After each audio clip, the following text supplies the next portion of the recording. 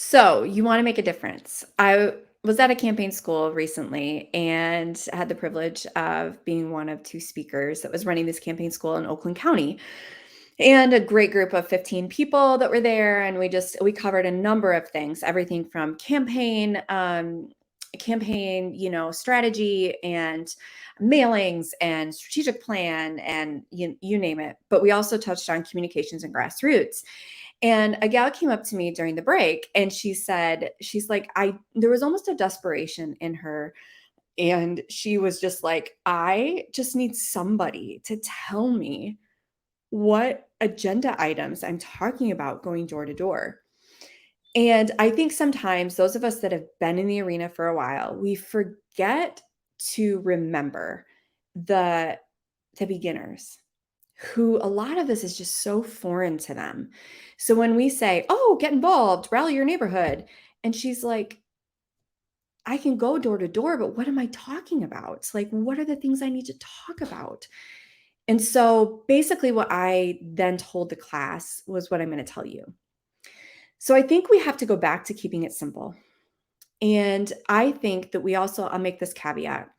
I think when it comes to grassroots, we need to, and just politics in general, we need to look at things with fresh eyes.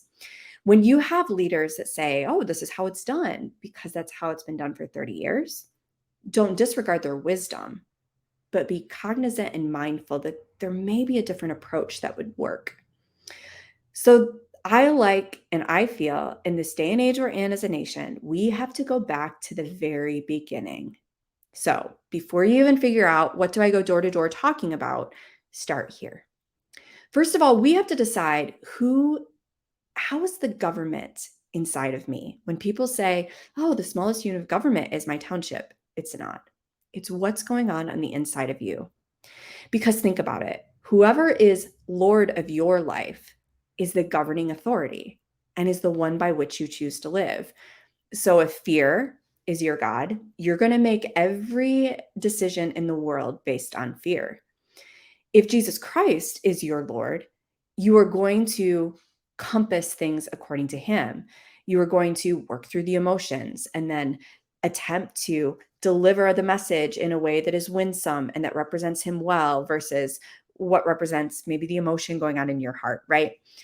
Based on who is Lord of your life, that is then how we rule and how we govern and how we live. So, for example, if you are an individual that is really offended at somebody, maybe for just reason, right? Like maybe it's somebody that deeply hurt you and you've made your mind up that you are not going to forgive. One, I would challenge you, it hurts you more. Please forgive, but while you're working through that, be cognizant of this. That if you are making the offense your compass, it's influencing your family, it's influencing your neighbors. Amy, what do you mean? How does that happen? Well, think about it. Let's say that the person you're mad at is someone down the street. Well, and let's say that you decide to host a neighborhood barbecue, but you don't want to invite them, right? Like the word travels, the vibe is out there that, oh, well, she's offended at this person, or she doesn't like this person, or he won't talk to this person. If you talk bad about, like, you're mad and offended at the school system, right? Like you may not want to talk to the teacher that lives next door. You may not want to participate in the Girl Scout cookie drive that's going on in the neighborhood. Like everything, what happens on the inside of you spills out and it becomes this centric circle and it influences everything else about you. So where do you start? Start with what's going on inside of here. Get this government okay. Make Jesus Lord, um, surrender everything to God and move forward. Second, stand on your front porch. Go see who you can see, whether you're in an apartment, look at who's down the hall or do you know their names? Make a plate of cookies. Go door to door. Say, hi, I'm Amy. I'm really sorry I've lived here so long and we've never met, or I'm really sorry that we've not touched base, but here's some cookies. I just want to say hi. I just want to let you know you're not alone. I just want to let you know that I'm here if you need anything. Here's my business card. If you ever need help, if you ever need a grocery run or a medicine run, or you need someone to keep an eye on your house while you're gone on an emergency, like, let me know. Why do this? Well, let's remember, we want our conservative principles to win. We want America to thrive. What is the root of all of that? It's people. And at times, Republicans have not done a good job at advancing the brand of conservatism that says, I care. So when you have people that say, oh, I want to go door to door, and what do I talk about? I just want to say, set politics aside. Get to know your community. Who lives next door to you? Who is the senior down the road that is all alone and that would appreciate a home cooked meal? Who is the teenager that's left all alone for hours on end and could use a mentor? Get to know these people and then pull them in. Do barbecues, do bonfires, hey, let's all go pick up trash in the neighborhood. Let's set your agenda and the political topics and your campaigns aside. Connect with your fellow humans.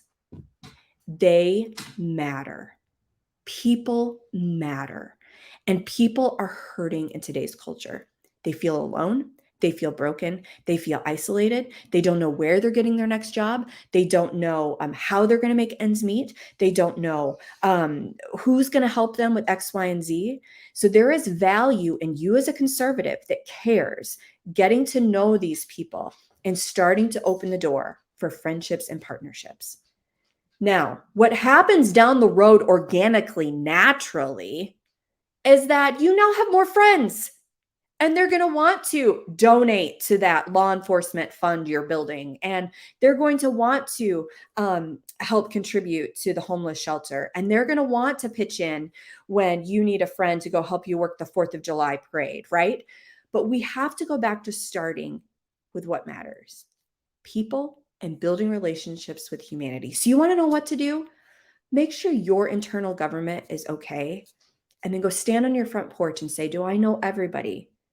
Do something to connect with those people. Start to invite more people to fellowship, to hang out, find out what their needs are, let them know you're here, plant the seeds.